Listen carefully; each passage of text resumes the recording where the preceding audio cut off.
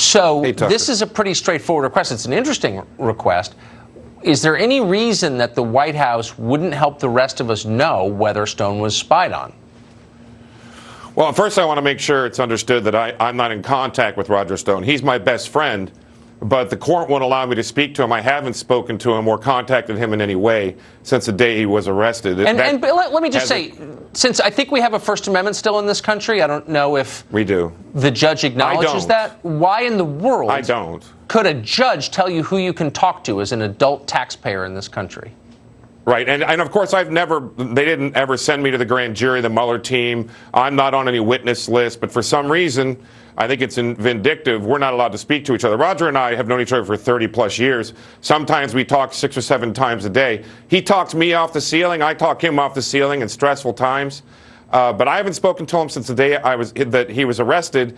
I'm still kind of shocked about that. But I can tell you, I really believe that what the attorney for Roger Stone requested should be granted. In my opinion, it's not just Roger Stone. It's Carter Page whose surveillance documents need to be revealed. I mean, Roger may not. By the time this investigation of the Department of Justice is over, which is when we might see this material at the earliest, Roger Stone's trial may already be over. In fact, it probably will be. So, unredacting them and releasing them at that point doesn't help Roger Stone at all. Doesn't reveal all of the chicanery and probably law breaking that went into surveilling Roger Stone. But it's the same with Carter Page.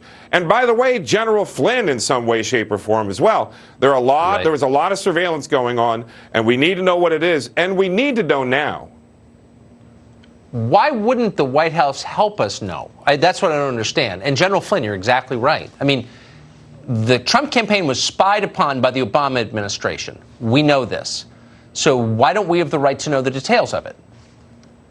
Well, a lot of this I don't understand, because if you remember about 3-4 months ago, the president said he was all set to declassify FISA documents and demanded email or text messages between all the different FBI agents who were plotting this whole hoax. And we never saw that stuff. A lot of this stuff I don't understand, but I'm sure the president has a plan. I've just visited the president in the Oval Office recently, and we didn't talk about Roger Stone. We were both careful not to. The president knows he's my best friend, and I know I met the president through Roger Stone in 1988. I know he's close with Roger. We were careful not even to mention his name. But I think the president's paying very close attention to this, and that what the letter from the lawyer, I think he might heed it. I mean, let me tell you something.